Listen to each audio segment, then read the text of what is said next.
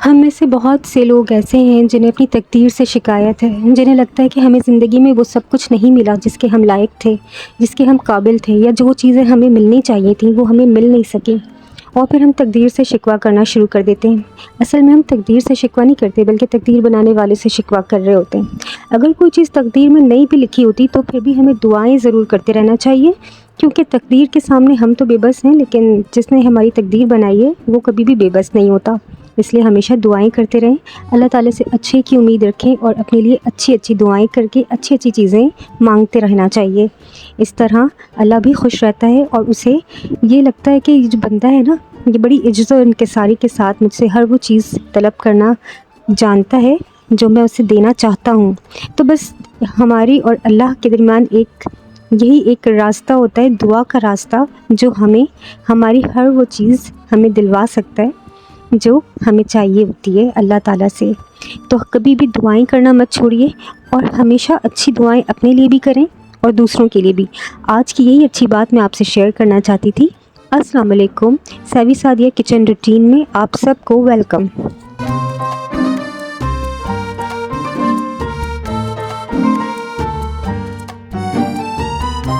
Summer season में बहुत खूबसूरत प्लांट्स आते हैं फ्लावर्स वाले, और अभी तो गुलाब भी खिल रहे हैं माशाल्लाह से मेरे यहाँ। तो अभी मैं कुछ अच्छे अच्छे खूबसूरत फ्लावर्स वाले प्लांट्स लेकर आई हूँ। उसको मुझे अभी अरेंज करके रखना है, कुछ मिट्टी वगैरह खाद उसके अंदर अरेंज करके उसको अच्छी तरह से सेट करके ना, तो फिर रखूँगी। अभी बस यूँ ही मैंने रख दिया है साइड पे उसको प्लांट्स के साथ ही। और यहाँ पे मैं बना रही हूँ अरवी का सालन, और अरवी का सालन मैं बना रही हूँ 1 पॉट में।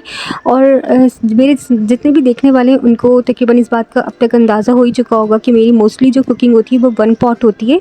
और जितने भी लोग मुझे फॉलो करते हैं वो उनके लिए मेरी ये ख्वाहिश होती है कि मैं ऐसी चीज़ें उनके साथ शेयर करूँ, उनको सिखाऊँ जिससे उनकी लाइफ इजी हो और क्विक एंड इजी वे में वो कुकिंग करें और इन्जॉय करके करें।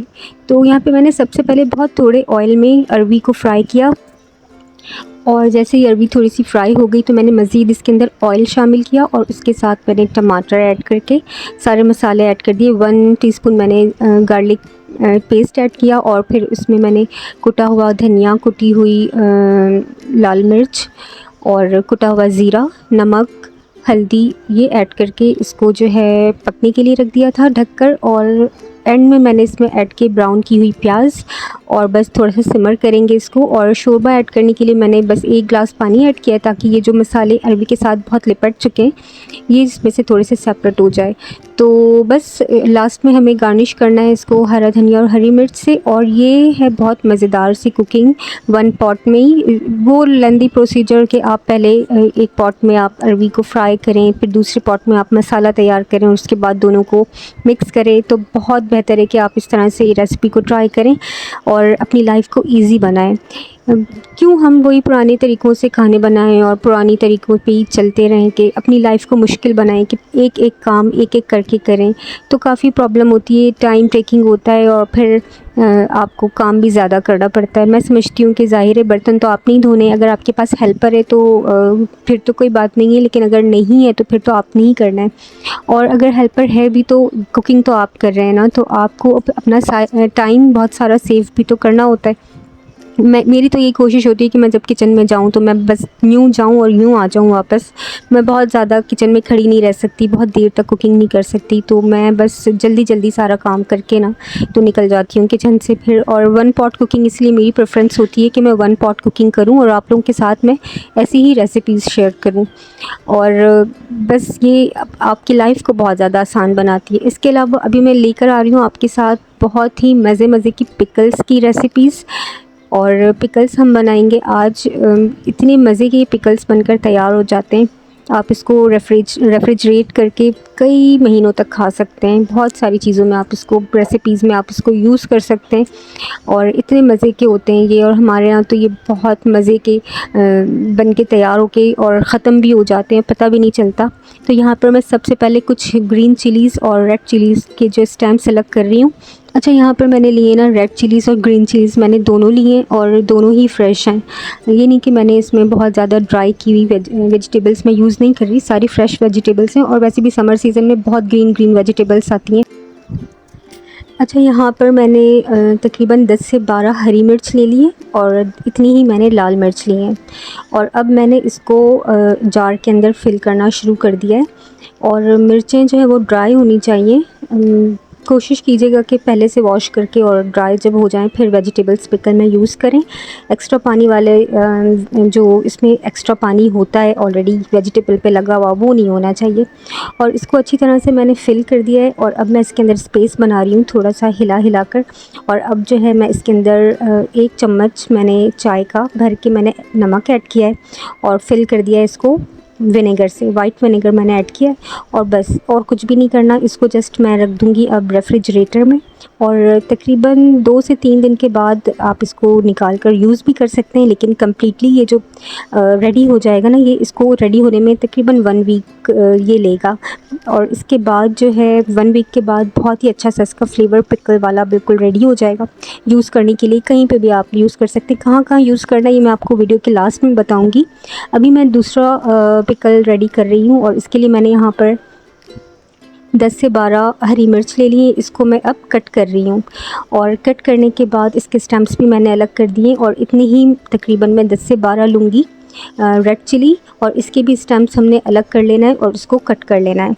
इन डेज़ ऑफ ईयर्स ऐसा होता था कि बहुत ज़्यादा कोई रिसोर्सेज नहीं होते थे हमारे पास फूड को प्रिजर्व करने के लिए। तो फिर पहले ज़माने में भी लोग जो है यही पिकलिंग और फर्मेंटेशन वाला मेथड यूज़ करते थे फूड को प्रिजर्व करने के लिए। और यही एक वाहिद प्रोसीजर होता था जिसके थ्रू वो अपने फूड को या फ्रूट्स को प्रिजर्व करके रखा करते थे और फिर लेटर ऑन वो यूज़ करते थे।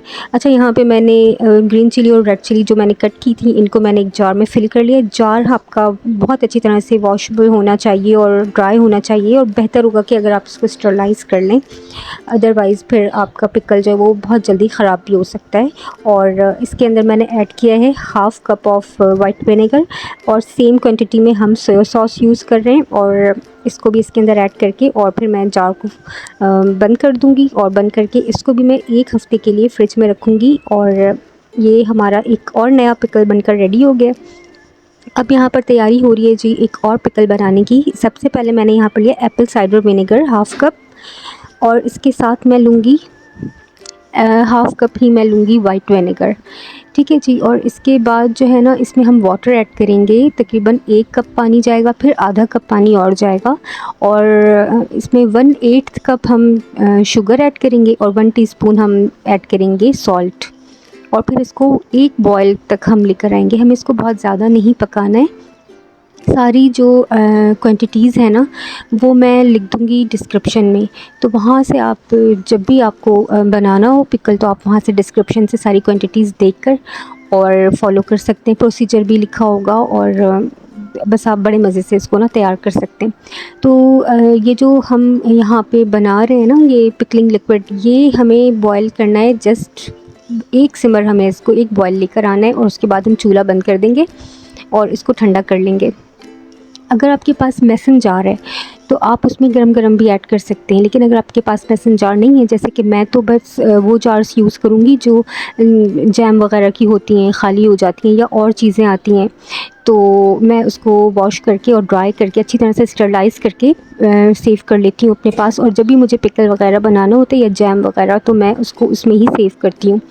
तो यहाँ पे मैं अभी वेजिटेबल कट कर रही हूँ। इसमें मैंने लिए जी खीरा, गाजरें और रेड अनियन मैंने लिए और इसको मैं कट करके रख लूँगी और इसके अंदर फिर मैं वो सारा जो मैंने अभी पिकलिंग लिक्विड तैयार किया है उसको मैं इसमें फ़िल कर लूँगी।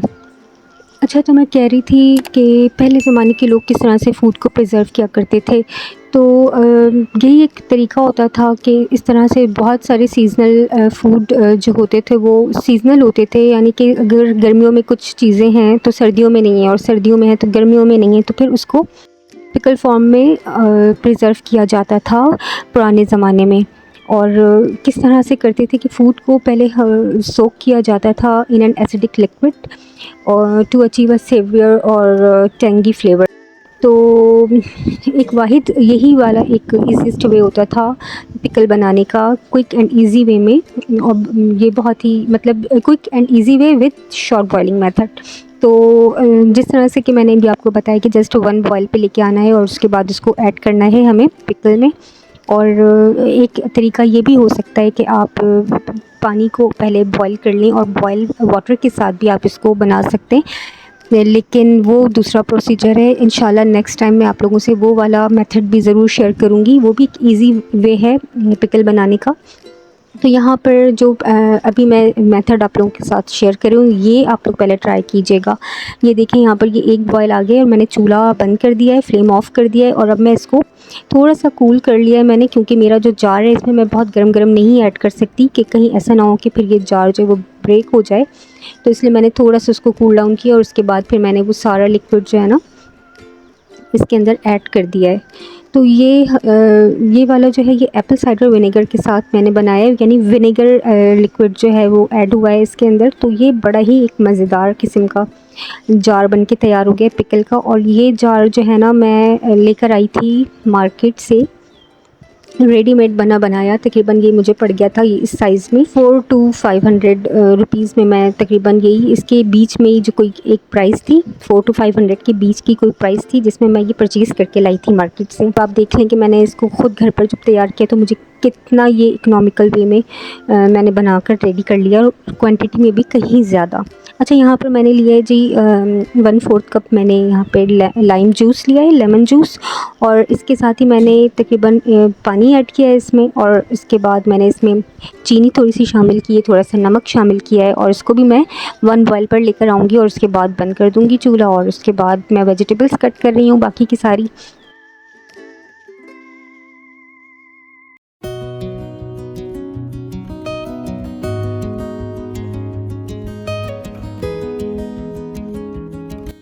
पहले मैंने जूलियन कटिंग की थी विनेगर में, जो मैंने पिकलिंग की है। और यहाँ पे मैं लाइम के लिए राउंड कट कर रही हूँ सिमेट्रिकली। और इसमें अगर आप चाहें तो आप गार्लिक क्लोव्स भी ऐड कर सकते हैं, क्योंकि मैंने सारे गार्लिक और जिंजर जितने भी मेरे पास पड़ा हुआ था जो मैं लेकर आई थी मार्केट से, सबका मैंने पेस्ट बना के उसको फ्रीज़ कर दिया है। और अभी क्लोव्स फॉर्म में कोई गार्लिक है नहीं, तो इसलिए मैंने भी इसमें ऐड नहीं किया। लेकिन अगर आप चाहें तो इसमें गार्लिक भी ऐड कर सकते हैं, चाहें तो इसमें पार्सले हो या सिलेंट्रो हो, वो भी आप इसमें ऐड कर सकते हैं। अच्छा, ग्रीन चिली अगर आप चाहें तो कट करके डाल लें। अगर आपको स्पाइसी फ्लेवर चाहिए, तो मुझे स्पाइसी फ्लेवर नहीं चाहिए, तो मैं जस्ट इसके स्टेम रिमूव करूँगी और इसे as it is he add कर दूँगी। तो यहाँ पर मैंने तैयार कर लिया है अपना लाइम वाला जो मेरा है मिक्सचर। उसको मैंने जस्ट 1 बॉयल करके और चूल्हा ऑफ़ कर दिया है। और ऑफ़ करने के बाद अभी उसका मैं वेट कर रही हूँ थोड़ा सा वो जो है ना कूल डाउन हो जाए, तो उसके बाद वो मैं जार में ऐड करूँगी। यहाँ पे मैंने थोड़ा सा जो ले लिए जी कुकम्बर, उसको भी मैंने कट कर लिए। और रेडिश का भी फ़िलहाल वैसे मिल तो जाती हैं रेडिश, गर्मियों में भी मैंने देखा है मार्केट में अवेलेबल होती हैं, लेकिन मैंने जब ये चीज़ें परचेज़ की तो मुझे रेडिश मिली नहीं। और वो सब्ज़ी वाला जो है वो यही कह रहा था कि जी अभी सीज़न में नहीं है, तो इसलिए अभी मार्केट में नहीं है।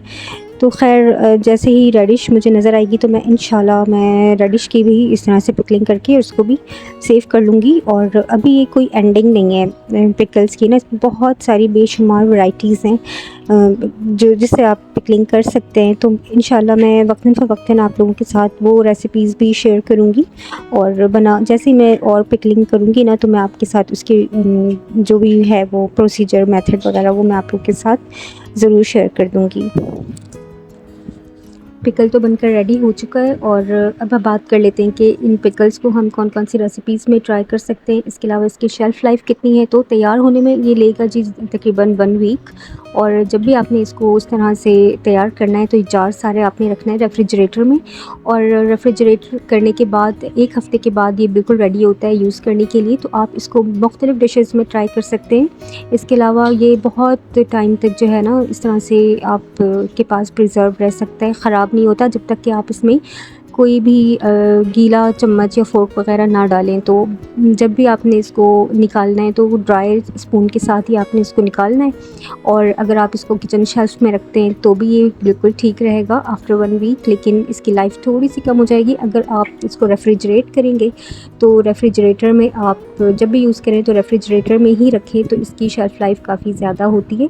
वैसे ये इतने मज़े का होता है कि आपको बहुत ज़्यादा मंथ्स टू मंथ्स और ईयर्स टू ईयर्स तो आपको उसको प्रिजर्व करने की ज़रूरत ही नहीं पड़ती। इतने मज़े के होते हैं कि ये फ़ौरन ही ख़त्म हो जाते हैं। यहाँ पर जो ये ऑलिव्स वाला जो पिकलिंग है, ये पिकल मैंने घर पर तो नहीं बनाया, ये रेडीमेड है, लेकिन यहाँ पर मैं शो इसलिए कर रही हूँ कि इसके अंदर होता है, इसकी जो पिकलिंग लिक्विड है इसमें ऑयल भी यूज़ होता है। तो इसका जो पिकलिंग लिक्विड है ना, ये आप रीयूज़ नहीं कर सकते। लेकिन जो मैंने आप लोगों के साथ पिकल की रेसिपी शेयर की है, इसका जो पिकलिंग लिक्विड है ना, जैसे ही वेजिटेबल्स वगैरह इसमें से ख़त्म हो जाए तो आप इसका जो लिक्विड है इसमें आप दोबारा वेजिटेबल को दोबारा से इसके अंदर सोक करके और फिर पिकल बना सकते हैं, और इसको आप 2 टाइम्स जो है वो रीयूज़ कर सकते हैं। लेकिन जो ऑलिव्स वाला जो पिकलिंग लिक्विड होता है उसके अंदर चूँकि ऑयल शामिल होता है तो उसको आप रीयूज़ नहीं कर सकते। तो ये एक बहुत मेरी बताना ज़रूरी था, एक टिप है आप लोगों के लिए जो आप लोगों के बाद में काम आएगी। और अब बात कर लेते हैं कि इसको आप कौन कौन सी रेसिपीज़ में ट्राई कर सकते हैं। तो जी अगर आप बर्गर बना रहे हैं, कैसरोल है, सूप है, पिज़्ज़ाज़ में आप यूज़ कर सकते हैं, सैलड्स हो गए, पोटैटो सैलड्स हैं, और नाचोज़ वगैरह में डिप कोई बना रहे हैं तो उसमें यूज़ कर लें, कोई सालसा हो गया। और पेस्ट्रीज़ जो रोल अप पेस्ट्रीज़ होती हैं ना, पुल्ड आउट चिकन हो गई, ये पुल्ड आउट मटन, उसमें आप यूज़ कर सकते हैं। चीज़ बॉल्स के अंदर आप इसको यूज़ कर सकते हैं। विंग्स बना रहे हैं तो उसमें यूज़ कर लें। इसके अलावा मैकरोनी सैलड में यूज़ कर सकते हैं, रैप्स में यूज़ कर सकते हैं, और डेविल्ड एग में यूज़ कर सकते हैं। या फिर आप स्वीट एंड हॉट चिकन बनाते हैं तो उसमें भी आप यूज़ कर सकते हैं। पास्ता और many more recipes you can use this type of pickle to give comfort your tangy and savory taste bud। तो ये सारी जितनी भी ये वाला जो पिकल है ना, ये आप सूप वगैरह में यूज़ कर सकते हैं। तो इतनी मज़े का फ्लेवर निकल कर आता है ना, और इसको आप यूज़ करें, बनाएं और मुझे अपना फ़ीडबैक दें। मेरी रेसिपीज़, मेरी स्टाइल ऑफ कुकिंग अगर आपको अच्छी लगती हो तो इस चैनल को सब्सक्राइब करें और अपनी फ्रेंड्स एंड फैमिली के साथ शेयर करें, और बेल आइकन का बटन प्रेस करें ताकि सारी नोटिफिकेशन आपको क्विकली जैसे ही वीडियो अपलोड हो आपको नोटिफिकेशन आ जाया करे। और इतने मज़े के खाने और इतने मज़े के पिकल्स मैं आप लोगों के साथ शेयर कर रही हूँ। और इंशाल्लाह जो मेरी नेक्स्ट वीडियो होगी वो होगी कैरी के हवाले से, और कैरी की जितनी भी चटनियाँ और अचार, इस तरह की जो भी चीज़ें होती हैं उसकी रेसिपीज़ मैं आप लोगों के साथ शेयर करने वाली हूँ। तो देखने के लिए चैनल को सब्सक्राइब करना मत भूलिए, और मुझे अपनी फ़ीडबैक से ज़रूर आगाह कीजिए और दुआओं में याद रखिए। नेक्स्ट वीडियो तक के लिए मुझे दीजिए इजाज़त। अपना बहुत सारा ख्याल रखिए और अल्लाह हाफ़िज़।